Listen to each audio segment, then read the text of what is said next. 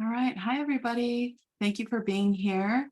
My name is Esther Kim. My pronouns are they, them, and I'm one of the co-directors of the Oregon Health Equity Alliance. And I'd like to welcome you to tonight's event. It's part of our political ed series this year called Not a Problem to be Solved.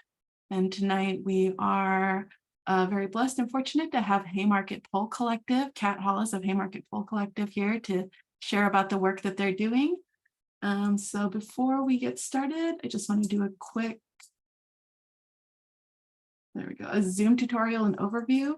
I know, it's okay. So for interpretation, please choose the language that you would like to hear, whether English or Spanish, so you can get the proper interpretation and that folks can hear you if you're speaking. And you can also change the gallery view so you can see the speakers and interpreters. And that's in the top right-hand corner. And then we do have a Q&A. So please click Q&A at the bottom to submit a question. And before we begin, I just want to offer our land and labor acknowledgement. So every community owes its existence and strength to generations of ancestors who have contributed to our hopes, dreams, and collective possibilities. Together, their history allows us to leave our own legacy of hope and justice. Our collective history is that of cultural resilience, re-indigenization, adaptability, colonization, settlement, systemic violence, racism, and forced displacement. Acknowledging this truth helps us build mutual respect and connection across diverse communities and lived experiences. And a quick intro to OHEA for those of you who aren't familiar with us.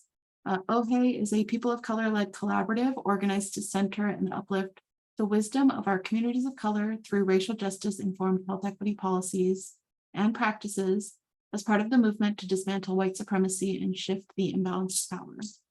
Our vision is one where we envision a world where people of color are able to lead fulfilling and healthy lives however they choose.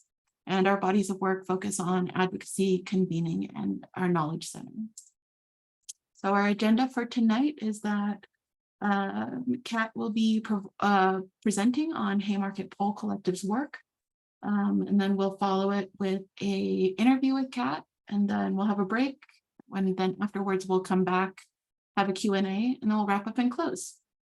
So reminders to use the chat box and question function to let us know what your questions and needs are.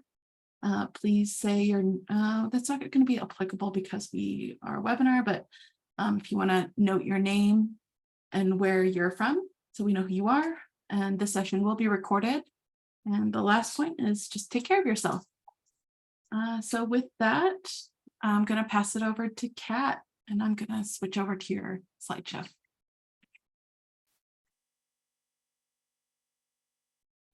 Hi, everybody. Just a couple of quick notes. One is that I am extremely pregnant, so if you hear me make any weird sounds, I'm likely being kicked by a baby.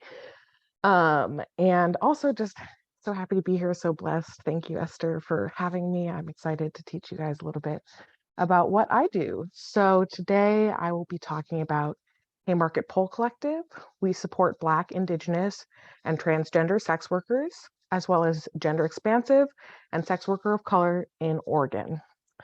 I just want to give a quick warning about the content of this presentation.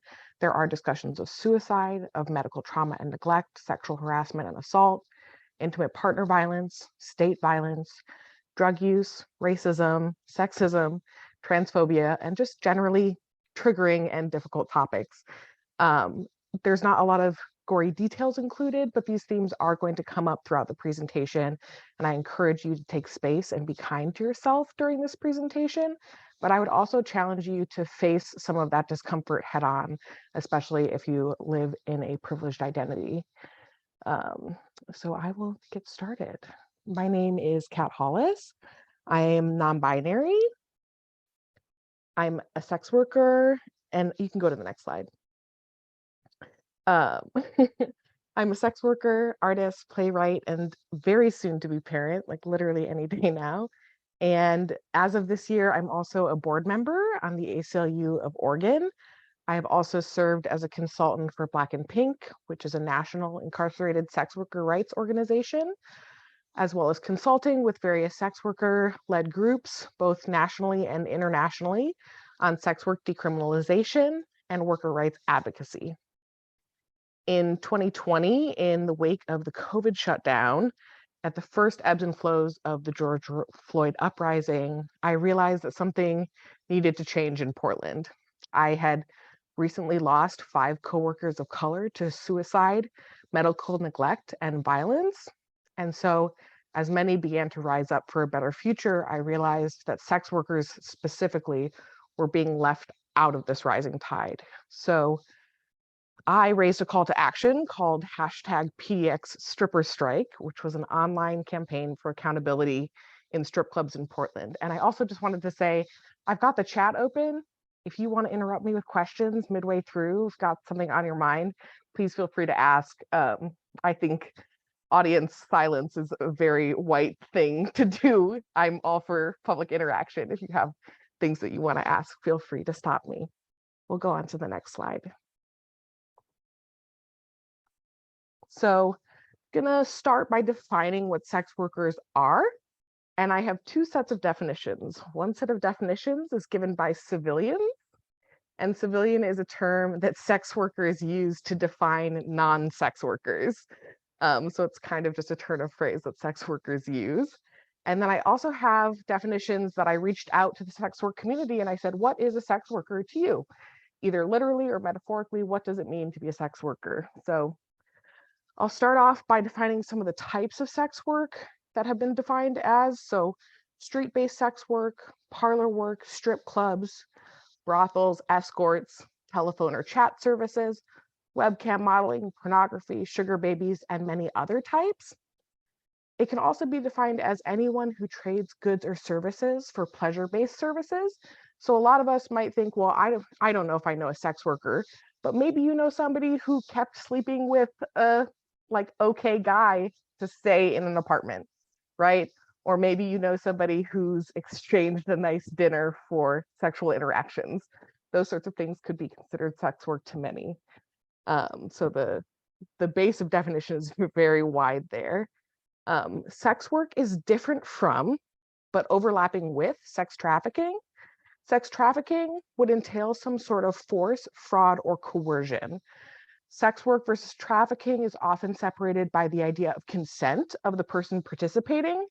However, the question becomes, does anyone truly have consent to labor under capitalism, right? We all have to work to meet our needs. But trafficking can be either a moment in time, a single evening, an hour, or it could be a lifetime of experience. Many who I've spoken to who technically would have been considered trafficked don't consider themselves victims of trafficking. So I think it's a really interesting fine line and a Venn diagram of the community of overlap. And it's actually much more common to be trafficked in industries like agriculture than in the sex trades. Sex workers have defined themselves as healers. It was actually multiple times I got that answer from people. Radical healers, they said. They're good parents. They're from all sorts of different backgrounds, both poverty and privilege, abuse and supportive families, and all across the spectrum. They're also just doing a job. Nothing more, nothing less. Sex work is work. Sex workers are workers. And we can move to the next slide. So Haymarket started off as a workers' rights organization, but when we gained fiscal sponsorship in the summer of 2020 through the YWCA of Greater Portland, it opened us up to be able to apply for larger grants and focus more on community needs as they arose. We were able to distribute aid to our community to remit the harm from the COVID-19 pandemic. And this work quickly showed us that the community need for financial support was much larger than anyone anticipated, and that we may in fact be one of the first groups to really measure this need in a holistic way. And so a lot of the work that we've done up until spring of 2020 has been specifically emergency preparedness, COVID relief, rental assistance, things that I think most communities are finding a need for.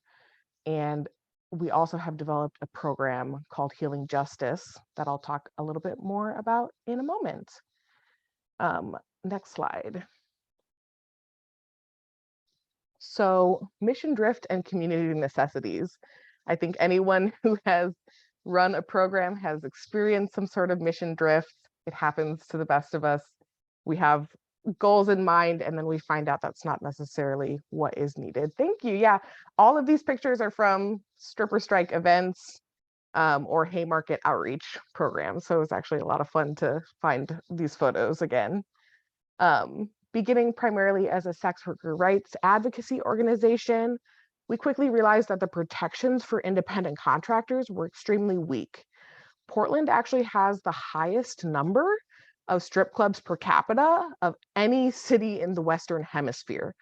And the majority of the dancers who work in those clubs pay to work at those clubs, right? They don't get paid, they pay to work.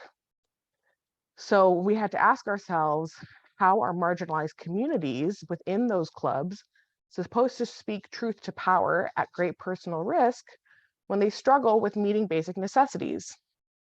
So through learning sessions and surveys and word of mouth, we determined that the community needs were different from our original goals. And being led by the community means shifting priorities to meet the needs of that community. You can go to the next slide. So we shifted focus to improving long-term health outcomes. When looking at social determinants of health, there are 5 domains: economic stability, education access and quality, healthcare access and quality, community and built environment, and social and community context. Haymarket believes that by addressing these domains directly, we can increase long-term resiliency of marginalized communities by allowing them the autonomy to grow and thrive as they see fit. And the top photo here is from one of our COVID-19 vaccine clinics, where we provided incentives like gift cards and food for people to come through and get vaccinated, and also educational opportunities. We spoke with a physician's assistant of color about vaccine hesitancy online and allowed the community opportunities to ask questions directly to a medical provider to address some of the very reasonable hesitancy that communities of color experience around vaccines. And the bottom 2 pictures are us distributing food boxes, as well as just us with one of our clients distributing emergency preparedness supplies, which included like 10 days of food and water, emergency blankets, flashlights, rope, duct tape, emergency pop tents, and like space blankets. And we know for a fact that the emergency kits that we've handed out have directly saved 2 lives. One person got stuck in a snowbank on the mountain, and another person during the rolling blackouts that happened ended up using the food and water to keep themselves alive. So it's been extremely successful. We have a little piece of paper in our office with gold stars on it. And anytime we get feedback about an overdose reversal or the emergency preparedness kits being used, we put a star down for lives saved. And it's always just nice to look up at that. And we have at least 15 stars right now. So in 3 years, I think that's pretty good. It feels good to help the community. We can go to the next slide. So in the sex work industry, we face an intersection of challenges and unique strengths. A recently released American Public Health Association study showed that housing instability and eviction were directly linked to elevated intimate partner violence and workplace violence among sex workers. We understand how the criminalization of sex work has led to increased state violence, family separation, a decrease in access to services, and just isolation for many community members in our industry. And the intersection of race, gender, and access to care and education have created a perfect storm for Black, Indigenous, and transgender sex workers specifically to be left behind in much of modern advocacy work. And we have photos here of us marching downtown. We took over Hawthorne Bridge. Wasn't quite as exciting as some of the Black Lives Matter shutdowns. We mostly worked during the day. But we had groups of 200, 300 people marching with us in the streets, and it was just a really wonderful experience. We can go to the next slide. So some of our morals and mantras, our guiding principles. Oh yeah, Alexandria, do you have a question?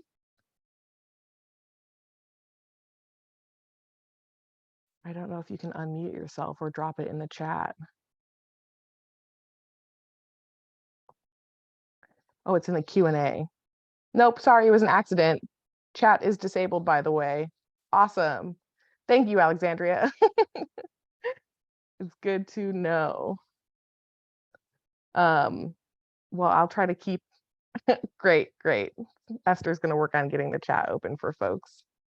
So awesome, thank you for that, Alexandria. So one of our guiding principles that we really try to work with is something that I call making room for Martha. And that involves, what does accessibility actually look like in practice? So Martha P. Johnson is largely considered the mother of the queer rights movement in America. And she was transgender. She was a sex worker. She experienced housing insecurity. She experienced mental health struggles, substance use disorder, poverty, and racial discrimination, among so many other barriers that she faced in her life. And so when we put a program together, we think about, how would Martha be able to access this program? What would the barriers that Martha would face in getting access to this program, and how can we lift those barriers ahead of time to make sure it's accessible to people whose lives aren't necessarily stable, who don't necessarily have a good internet connection or a home address, or the documentation that would give them like a government ID. And so we try to make sure that we are always making room for Martha. We also try to help less people more. We focus on affecting the lives of a concentrated group of people when resources are scarce. So a lot of times we ask ourselves, like, should we help 100 people for half a year or 50 people for a whole year? And we try to say, like, let's help less people more and just focus on really being cognizant of how we can support a few people really holistically. We also try to open space for sex workers to thrive. And so that means providing opportunities for sex workers to leverage alternative options should they choose, or to build autonomy where they are. And this means that we're doing things like, our staff is, I would say, 90% current and former sex workers. And the things that we try to do is provide them with the opportunity to, should they be interested in leaving the industry, do on-the-job skill building. We have trained current and former sex workers to be domestic violence survivor advocates, peer support harm reduction workers, and to do in the field HIV testing. And so allowing people to build those skills, because having a hole in your resume from being a sex worker for years can make it really difficult to exit the industry should you be interested. But we also try to make sure that there's positions available for people who want to continue doing sex work, and making sure that they have the time and capability to work 2 jobs and still be able to contribute to our organization. We also use a weighted choice system. And the idea behind this is that when you're swimming upstream in the flow of injustice, colonization, and systemic oppression, giving weight to vulnerable communities will be closer to justice than treating everyone equally. So We use a weighted lottery system when we're choosing which of the applicants move to the next rounds of participation. And so what that does is it gives extra weight to the most vulnerable communities to ensure that the equity of randomization still prioritizes those who would otherwise be most affected by the issues that we're trying to address. Next slide. So these are photos from one of our Radical Joy events, where we just like, instead of marching and making a fuss and picketing and doing all the serious work, we just had like a fun day in the park with water balloons. And especially during 2020, it was so necessary. And I remember looking through these photos and I was like, why are these photos so different from everyone else? And it's because very few people are wearing masks because they're outside, and you can see people's smiles for the first time in a lot of our photos. So I really love these photos just to see people's faces and just the joy that radiates out of people. So I'm going to talk a little bit about our Healing Justice sponsored therapy program. We can move to the next slide. So approximately 4% of psychotherapists identify as Black or African American, despite the fact that Black folks make up approximately 14% of the United States population. And we know that Black folks are more likely to prematurely end therapy when they're matched with non-Black providers, not to mention the plethora of misdiagnoses of personality disorders in Black folks when they have white providers. So our Healing Justice program, our Healing Justice program started off as an open monthly support group for sex workers of color, with a certified counselor of color providing facilitation for that group. And what we found was people wanted privacy. People wanted to not have to talk about their issues in front of people that they may have to work with, people that they may not know. And so we realized that sex workers need and deserve a private space to process their lived experience with culturally specific providers. So not just one provider for a whole group, but a very specifically matched provider-client relationship. And it was especially important to have those providers who don't bring along stigmas and stereotyping that can come from providers who are not sex work affirming and who might see all of somebody's issues like, maybe it's because you're in sex work, maybe you should leave the industry. And that's just not conducive to a healthy client provider relationship. So in 2022, we received funding from the Oregon Health Authority, which allowed us to pilot a radical and groundbreaking program that we call Healing Justice Sponsored Therapy. And you can go to the next slide. So with our expanded funding, Healing Justice has provided 50 sex workers of color with 2 appointments per month of telehealth therapy for 1 year. Those participants also received a $200 monthly stipend to reduce the barriers to attending therapy and supportive services, because we know that therapy does not cure poverty, right? Therapy takes an internet connection. Therapy takes childcare. Therapy takes time off of work. Therapy takes having a warm cup of tea afterwards. It takes keeping your lights on.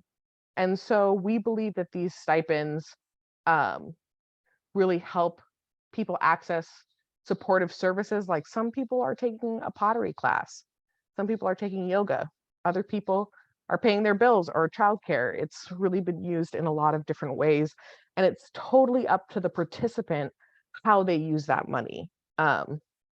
It's just, there's a lot of like gatekeeping of like, oh, what are they going to spend that money on? That's whatever they see fit, that is inherently productive to their positive mental health outcomes. They should be able to define what their needs are and use that money how they see fit. We also were able to provide 26 therapists of color, many of whom are LGBTQIA2S+, with consistent appointments and to uplift those providers, and also to make culturally specific connections for marginalized communities like Two-Spirit Indigenous folks, who often kind of feel left out when it comes to the conversation. And we can go to the next slide. So this photo is from one of our parent incentives where we gave out like 3 months worth of diapers and a diaper genie and wipes to people. And I just love the smiling faces that we get to see in these photos. So talking about finding these 26 providers, because finding 26 like cool, hip, sex work affirming providers of color with availability in Oregon was an extreme bridge to cross. So we used traditional resources like Psychology Today, but also just word of mouth in the community for us to do initial inquiries for providers. And then from there, we actually had to do a lot of individual labor of getting more information about the qualities that are not traditionally listed on public profiles.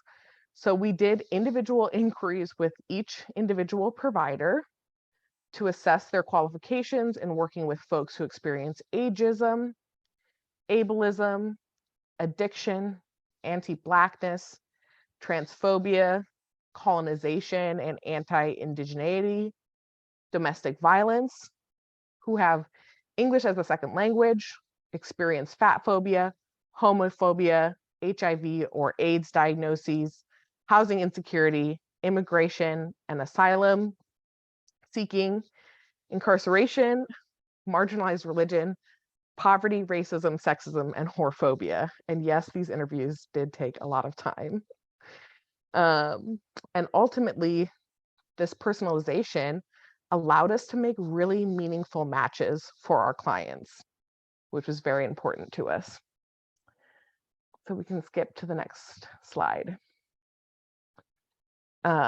So these are some testimonials from folks who participated in the program. One said, thanks to this program, I have been matched with the exact right fit for me and have been able to process things that I didn't even realize I was carrying with me. I have already recommended my friends seek this program out, and I hope that many more people are able to be helped in this way. Someone else said, I am accepted and heard as a full-service sex worker without pressure to stop doing full-service sex work. I also feel understood as a member of the Native American community because my therapist is familiar with the reservation my family still lives on, as well as being a part of the Native American community themselves. And full-service sex worker is loosely defined as like usually a full contact sex worker who usually provides penetrative services in some way. That would be what they are talking about when they say full service sex worker. And so some of these testimonials just give me the chills. I think one of my favorite ones that was shared was a mother who had been very much estranged from their daughter over the pandemic. And because of the stipend that we were able to provide in the therapy, they started taking their daughter out to like get their nails done and go out to lunch together. And that sort of reconciled some of their relationship where now she has part-time custody of this child again, which I thought was just like a stupendous success story. That's the sort of thing that makes me so happy. And we can go ahead to the next slide. So we also provide outreach and direct aid services. These services include peer support, grocery assistance, rental assistance, holiday support, legal liaison services, where we connect people to family law, employment law, and all sorts of other legal services at reliably affordable rates.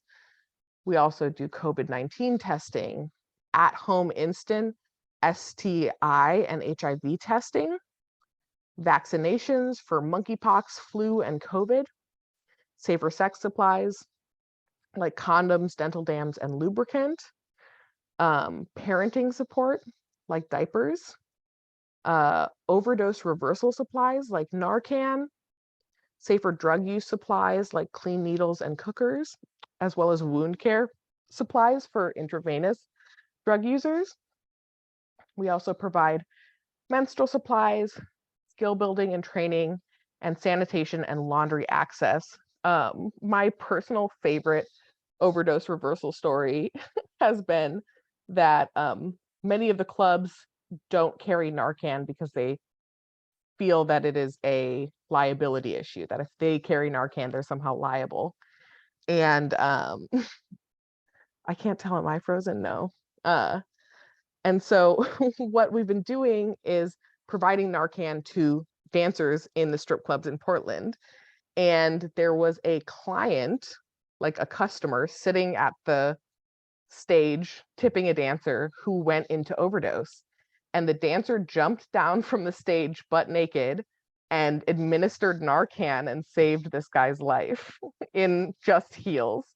And that just brings a smile to my face. I think anytime a life is saved is amazing, but especially empowering dancers to be able to save lives while they're naked at work is just the peak of assistance to me. And then we'll go on to the last slide. So how you can support Haymarket Pole Collective. You can make a donation through our website, haymarketpole.com. We are 501c3. It is tax deductible. I like to say that a $5 reoccurring donation keeps us afloat, right? It's like $60 over the whole year, the cup of coffee a month, and it really keeps our programs sustainable. So those sorts of donations are extremely helpful. You can also donate goods or your time. There's volunteer signups on the website. There's also like an Amazon wish list if you wanted to donate items, and you don't have to buy them through Amazon. You can buy them from whoever your preferred vendor is, and we will arrange pickup for that. You can follow us on Instagram at PDX Stripper Strike. You can fundraise through your business and donate a percentage of your profits for a day or a couple of days. Those sorts of things are extremely helpful. As far as I go, you're welcome to tip me personally on Venmo or Cash App. My pay handle is Pussy Control with an X, PXSSY Control. On both of those apps, you can follow me on Instagram at Kat Hollis. And I also just wanted to mention how you can support sex workers. You can support sex workers by supporting decriminalization efforts, which are different than legalization, and we can talk about that in Q&A. But know the difference and aim for decriminalization. You can pay sex workers directly, especially for free services like porn or strip clubs. Those are times when it's a great time to find a direct provider and to pay them if you can.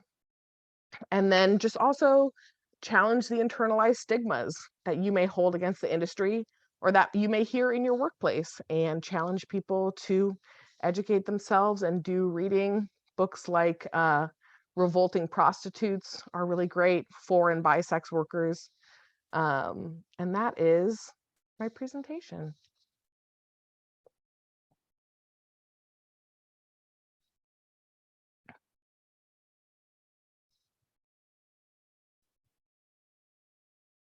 Thank you, Kat. That was awesome. Really appreciate you sharing about your work. And now we're going to move into an interview section. And I'm going to drop these questions into the chat just so people can read them. But first, and you've talked about this a little bit in your presentation, but how does Haymarket Pole Collective understand and practice racial justice centered health equity in your work? You've talked to it a little bit, but maybe you can go a little more. Yeah, I think one of the main ways that we really try to focus in on racial justice is, number one, we make sure that internal decision making centers sex workers of color, right? We make sure that the leadership within our organization centers sex workers of color, people with lived experience in this field know better than anyone how and what we need to thrive. So that sort of decision making of how we spend our money, what grants we apply for, really helps make sure that we're centering the community needs. And then we also, I think that the weighted lottery is a little bit complicated and ever changing system. Originally, our applicants were individually vetted by a team of like a panel of sex workers. And we found that that sort of individual discretion ended up being both a lot of labor and also like very discretionary, right? So people could say like, oh, I don't know, is this person enough? And that just didn't feel good to us. And so we switched to a policy where basically you're entered into a lottery when you apply, and you get extra tickets to the lottery if you are Indigenous. You get extra tickets to the lottery if you are Asian Pacific Islander. And so we try to focus in on what communities are most affected by the issue that we're trying to address, and to make sure that people in those communities who self-identify as part of those communities are given weight, and so they have a better chance of getting into the program while still having randomization for anybody to be able to be eligible, right? And that sort of allows us to let the wheel of randomness decide who gets in, while also being like respectful and making sure that we're including and uplifting the communities that need the help most.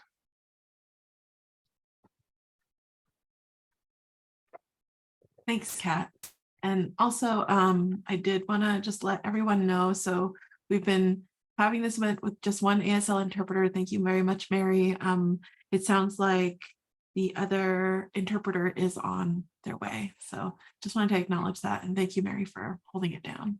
I tried to slow down when I would see you catching up, Mary. I'd do my best.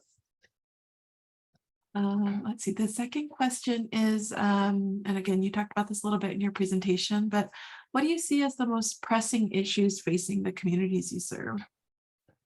Yeah, I think criminalization is going to be like number one. So one of the ways that I separate decriminalization from legalization is thinking about the gay rights movement, the LGBTQ rights movement. A lot of places had laws on the books criminalizing sodomy, right? They decriminalized being gay behaviors, gay tendencies, LGBT life, right? Whereas legalization is marriage equality. That's where you're getting the state involved. You have a license to operate, but nobody needs a license to be a lesbian, right? And so that is decriminalization. And what sex workers are really looking for is not to have to apply for a permit, not to have to work at a brothel, but to have decriminalization where their work is not specifically targeted by state violence. And so criminalization leads to everything from, I mean, can you imagine you get assaulted at work and you go to get assistance with that through the state?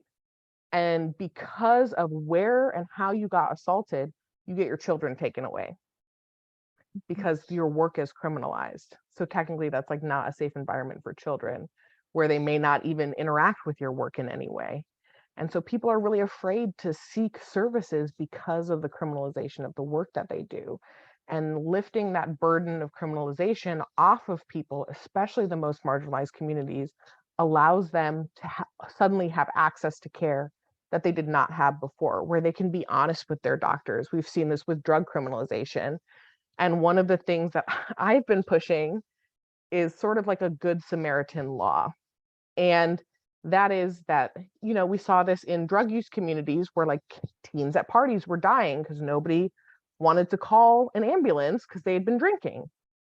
And so they created these Good Samaritan laws to allow people to be able to say like, hey, I need help. And I think the ASL person is ready to be switched. I see their hand up. I see them. Let me get them set up.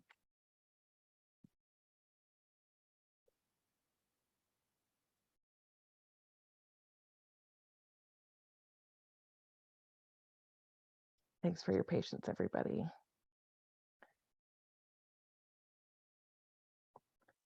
Accessibility means rest, right? Okay, accessibility means everybody. So, all Mhm. right, I think we are maybe set up. There we There we go. go. Thank you, Mary. Yeah, and so just a Good Samaritan program where sex workers would be able to report things like assault, things like theft, um, to, in the ways that are most helpful to them, and not be criminalized for that, I think would be extremely helpful. Currently, Oregon does have laws on the books for a Good Samaritan law, but it's specifically for reporting someone who is trafficking you. And so it is a snitch-based system, which not a lot of people are looking to utilize. So it doesn't actually provide long-term safety. If you've been assaulted and aren't being trafficked, there is no system for that sort of forgiveness. So I think that could be extremely helpful. Thanks, Kat. The next question is, with so much anti-sex workers sentiment and organizing across the United States, what are your thoughts on meaningful organizing that doesn't rely on a reactive burnout model? Yeah, I think one of the things that I see in a lot of anti-sex work rhetoric is that people are like, oh, because you're selling your body for sex to traditionally a cis man, right? You're emboldening the patriarchy to assume that we're all available for pay. And what I want people to challenge is the idea that in that system, sex workers are the problem. Misogyny and patriarchy are the problem, not sex workers, right? And so the question often comes up, do sex workers exist in like an anarchist utopia, right? Where money is no longer an option and everyone's needs are taken care of. And the answer to me is yes, because there is still a need for care. There is still a need for exchange of pleasurable services for people. And so I think that when it comes to organizing on a non-reactive, non-burnout model, I try to remember, I mean, it's on my keychain on my keys and it says, don't read the comments.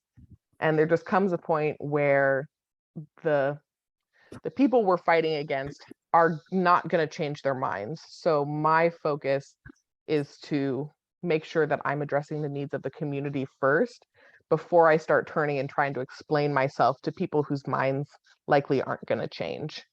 And so part of that is making sure that we are giving positions of power to sex workers in activism and making sure that they're paid accordingly, so that they can do this work without burning out, and that they can potentially use it as a supplementary system to the sex work that they do. But I think that, yeah, addressing mental health needs and addressing those base necessities is super important to making sure that those communities are uplifted, and just that there's energy transfer. They say you lose 10% of energy when it transfers from one object to another in science, and that's true with organizing as well, that if you have like white money, white hands, and then like a white organization, and then there's a program manager who's not a sex worker who hires a sex worker to, you're pouring sand over and over again and just losing things along the way. And so the closer we can bring people with lived experience to the center of the power, the better we're all going to be and the less energy we're going to waste. Thanks, Kat. Thanks for going over that. I know you also talked about this in your presentation, but and I'm sure that there's so much work that you are so proud of, but is there anything that is particularly close to your heart that you'd like to share with us? even if you've shared about it earlier? Gosh, I might be too pregnant to talk about this, honestly. Um, I just remember there's like a moment in time that I remember, and it was after I had lost like the third person in a row to just neglect from the system in general, whether that was lack of access to services, just the weight of existing in this world. And I think that like beyond like the overdose reversals that we've provided, the like emergency food supplies that we've provided, the vaccines, the diapers, everything, I think the number one thing that we provide is hope. And this idea that you're not alone and that there is a community of people out there struggling with you to try to uplift. I'm literally going to cry right now. To uplift people who have otherwise been told that they're worthless, that they're broken, that there's something wrong with what they do and how they survive. And those challenges are just so large to get over in themselves.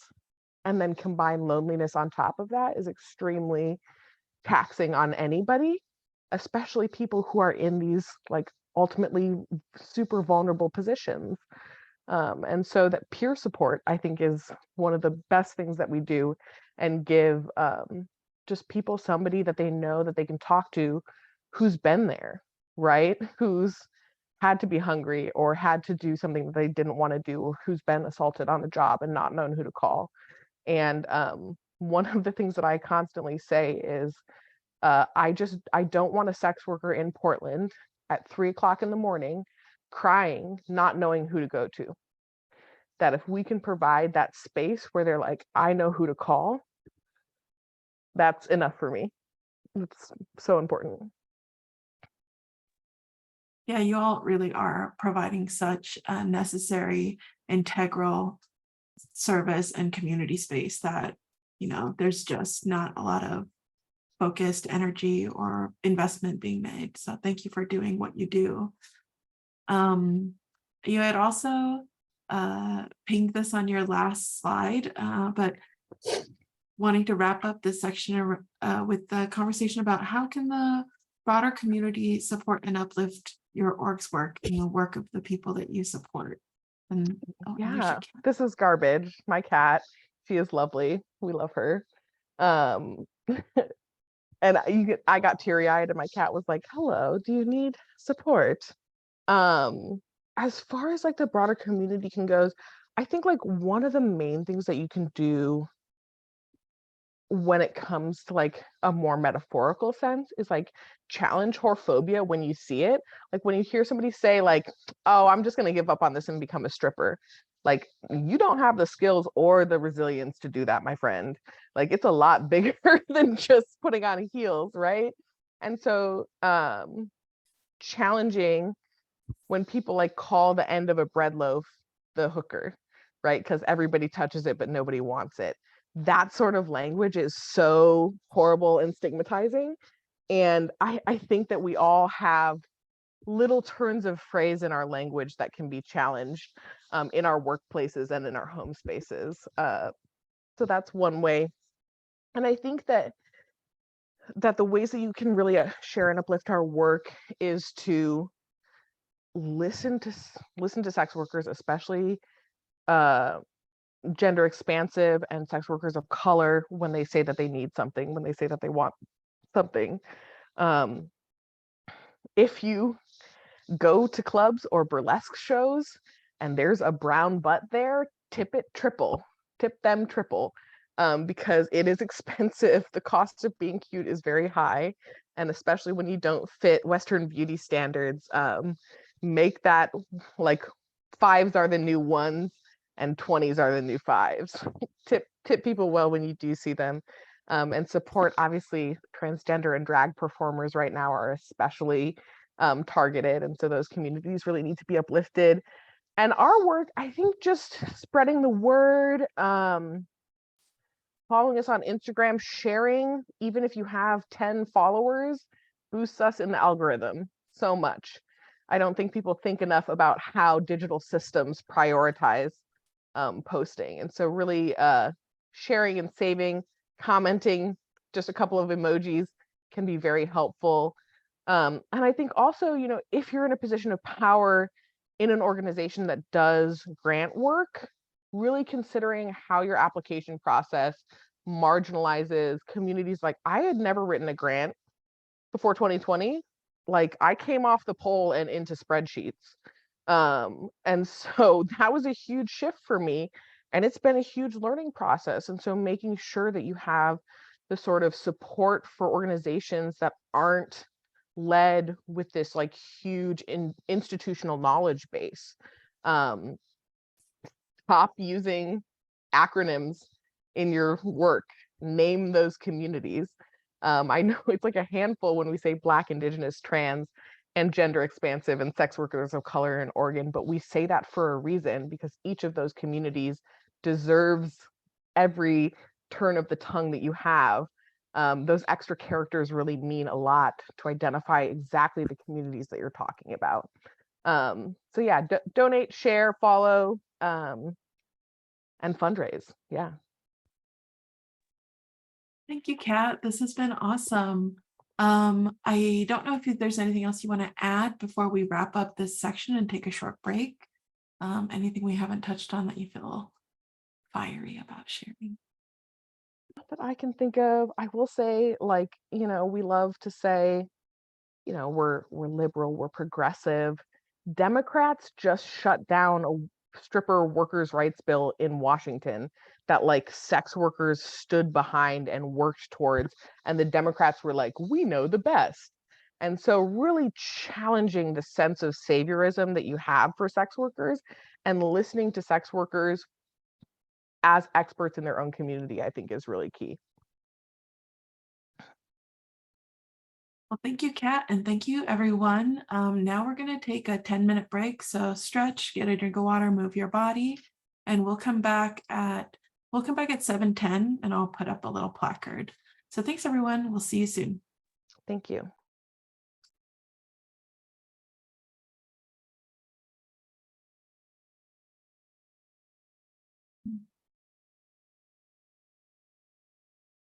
It doesn't look like we have any questions yet, but I have some questions.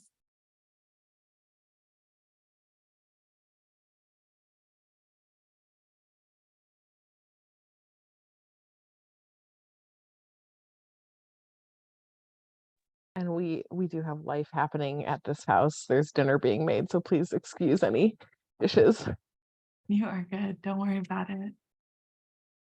Honestly, I think Zoom does a really good job of stuff, doing the noise blocking, because Oh, I sometimes agree. there will be a dog barking in my house and I'm the only person reacting to it. All right, everybody, it's 7:10. We are back. And we have a question. So I can read it. It says, in your work, what unique needs and experiences sex workers seeking substance harm reduction or recovery support have you seen? As someone in harm reduction and recovery support, are there current and former sex workers doing similar work that could refer friends for the most affirming experience? That is such a good question. I'm actually a year and 8 months in recovery right now. It has been the single best choice that I've ever had to make, but also like a really difficult journey. And people often ask me like, oh, what do I do in the club and like not to drink? And I was like, I actually haven't been back to the club since I stopped drinking. It's really difficult I have had bouts of sobriety previously, and then you go into work and like substances are present for a lot of different reasons. Sometimes because you're like literally working in a bar. Sometimes people are trying to pay for services with drugs, which can be really triggering to try, like, have to turn down. Um, and so as far honestly, thank you. One of my favorite resources that I have had access to that was just extremely affirming for me is a program through the Alano Club called the Recovery Gym.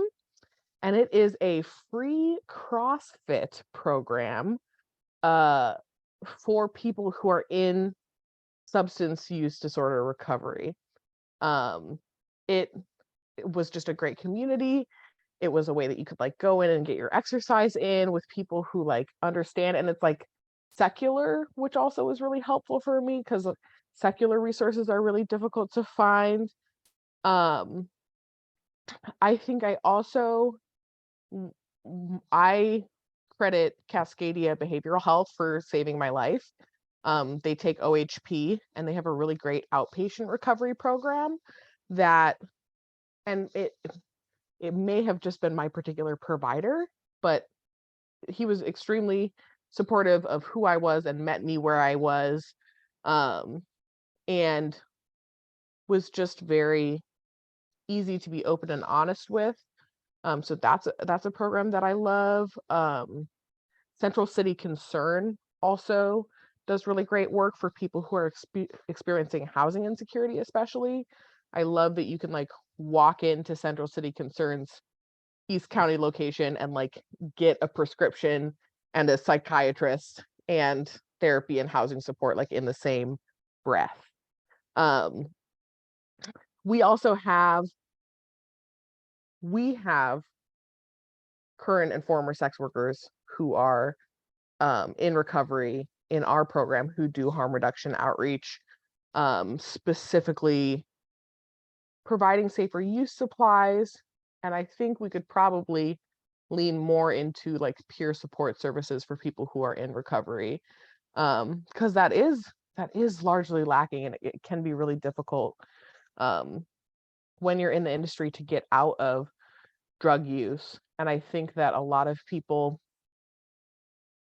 like when I was talking about that, like a lot of people don't consider themselves to have been trafficked. I'm like, has anybody ever tried to get you to do something with drugs? That's coercion. Forced fraud or coercion are some of the indicators for trafficking. So like you might have been trafficked one night because you did something for a fix that you wouldn't normally do. And so I think, yeah, that can be really difficult. And I think that one of the ways that we vet providers is to like call ahead before you refer somebody to someplace and ask them what their practice is around supporting sex workers, and leaving it kind of open-ended, because people will give up their hand and be like, oh, we'll help them get out of the industry, and it's like, oh no, you're not the one. I'm not trying to get that kind of help. And so I think as somebody who's in the advocacy side of things, I think pre-vetting providers for people so that they also know what they're calling into. That I have helped people find recovery programs, and one of the things that I do is talk about like what happens when you call. What are the sorts of questions that they're going to ask? How soon can you expect to be in treatment? How long do you expect that treatment to last? You know, are there potential like 72-hour holds that you could be put on because you accessed it through a crisis center versus through a phone line? And making sure that people have the opportunity to like reverse course and be like, okay, I'm still interested in recovery. That's not the path I'm looking for, can be really helpful. But yeah, there's definitely, we've got a lot of eggs in our basket, but it's something that we could definitely provide. Yeah. Thanks, Kat. Thanks for that great answer. I don't see any other questions. So while attendees are brainstorming, I was really struck by the way that you described your work and how, it seems like you're doing like a little bit of everything, right? It's like advocacy work, it's direct service, it's resource distribution, redistribution. It's a lot of work and responsibility for one org or one group of people. I'm curious what kind of like reception you've received or relationships you've been able to make with other like orgs or communities who are also doing like similar advocacy, like especially around the labor piece. I feel like that's makes the most organic sense as far as connection, and curious how if you've been doing that. Yeah, I mean, to be honest with you, we have had, I mean, the Democratic Socialists were amazing, especially like early on when we were boots on the ground in the streets, just like angry holding signs with no real goals or direction. They really stepped up and offered us support. Honestly, the local unions were extremely supportive of what we were doing. And there's a lot of issues with basically, in order to unionize, we would have to be employees. And currently, that is not the, I have to be very careful about my wording because I'm in a lot of court cases about this. We're not in a position to unionize currently, as far as a lot of the clubs go. And so it was, they were extremely supportive and willing to like come out and support us and be helpful. And I think that like it's not a big leap to make. Somebody who works in a foundry and like breaks their back every day understands when somebody's like, oh, you're selling your body, and it's like, yeah, I do that every day, like packing bolts. And so there's actually like a lot of blue collar solidarity with sex workers and like blue collar workers. I think they understand better than most that sex work is work, and that like sometimes you take a job that's not the ideal job for everybody, but like somebody has to clean the septic system, you know? And there's just certain jobs that afford you a life that, you know, with low education, you would not otherwise be able to provide yourself. So there's been great solidarity in that. I think our biggest problem has been banks. I know the thing I think a lot of people have heard of is like when OnlyFans was talking about taking adult content off of the platform. And that was because the banks weren't willing to process payments to sex workers because maybe it was on a gray area of legality, right? And so we have had issues working with certain funders because their banks won't fund sex worker related advocacy. So that's been really hard. But in general, we find that people who want us to be different, funders that want us to be different than we are, or be more of an exit strategy sort of organization, we don't want their money anyway, and they're not really great to work with. And so the people who are excited to work with us are generally the people we're excited to work with. So that and we've really started to save our breath where we reach out to grants beforehand and we're like, hey, we're a bunch of sex workers, we're going to be helping sex workers, we're going to be giving cash to people, are you cool with that, or should we just save this application? And places are like, no, like that's not what we do, and we're like, cool, great, move on, that's fine.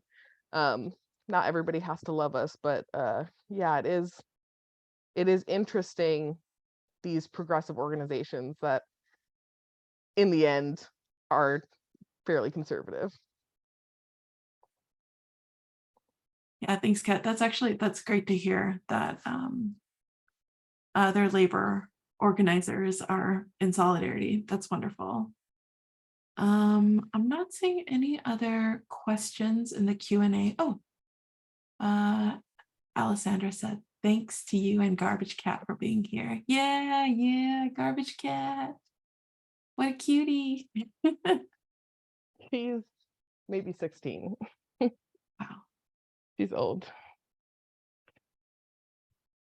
Is there anything else you want to add before, and maybe we can end early if there's not any more questions?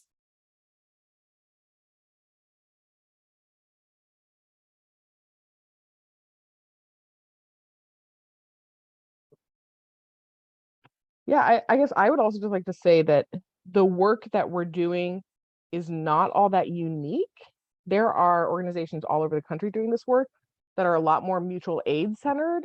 I think one of the biggest blessings that we've had, and I constantly need to uplift them, is Susan Stoltenberg is the old executive director at the YWCA of Greater Portland. And I reached out to them to see if they would take our money that I wanted to provide sexual harassment and assault and cultural sensitivity trainings to people through the Y. They were just the person that I saw that could provide those trainings. And I'm from the Midwest, where if you went to the YWCA as a bunch of sex workers and were like, we have money for you, they would be like, we don't want it. We're not going to work with you. We don't want your name on anything. And I reached out to the Y, and Susan ended up scheduling a meeting with me. And within the first 2 meetings that we had, offered us fiscal sponsorship. And she like put a credit card in my hand and was like, go get them. And it has provided us this opportunity to do all this amazing work. And although there's still like a hitch in the back of my mind where like, yeah, the money has to pass through white hands first, which isn't great, but also like, I love the Y, I love the work that they do. If I'm gonna pay a fiscal sponsorship fee to anybody, like it's going to swim lessons and domestic violence advocacy. So they're just directly in line with the work that we do, and they have been essential to advocating for us with funders and helping us understand the like deep nonprofit culture that it, takes master's degrees to really fully understand. And opening that door for us and putting their foot in the door and putting trust in like a bunch of Black angry strippers who like didn't know what they were necessarily getting into. And it started off as like a bake sale, and now we're $2.6 million in 3 years. And so we all bit off more than we thought that we were going to, but they have just been so supportive. And if you have an organization that has the ability to fiscal sponsor, like that is a huge opportunity to open up to groups like mine and to put faith in people like me. That just, we would not be what we are today without them. So I'm just so grateful to the YWCA of Greater Portland. Yeah, that's really heartening to hear that you were able to build such a strong relationship, and for that org to offer such trust and like understanding of the vision of your work. That's wonderful. It was great. We love Susan. She is now retired, but we still have a great relationship with the Y. Well, good for Susan, and I'm glad to hear that the sentiment didn't leave with her. So that's great. I don't think we have any other questions, so I think we're gonna wrap it up. Thank you so much, Kat, and thank you to everyone who made this event possible.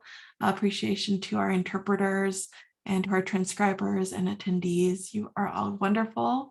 Some next steps are that we'll upload this online so folks will have access to it, and we'll email everybody when it is. And we have one more event in this series. It'll happen on May 4th, and we're bringing Deshawn Harrison, who's the author of Belly of the Beast, which is a memoir about anti-Blackness, anti-fatness in the medical industrial complex. So we're really excited. Kat, congratulations on your impending birth. New child coming. If you missed it, Kat is pregnant and will be going on leave to have that baby. Any minute now. Any minute. So thank you, everyone. Take good care, and we will talk to you soon. Bye, everyone. Thank you so much for having me. Thank you, Kat. You were great. Awesome.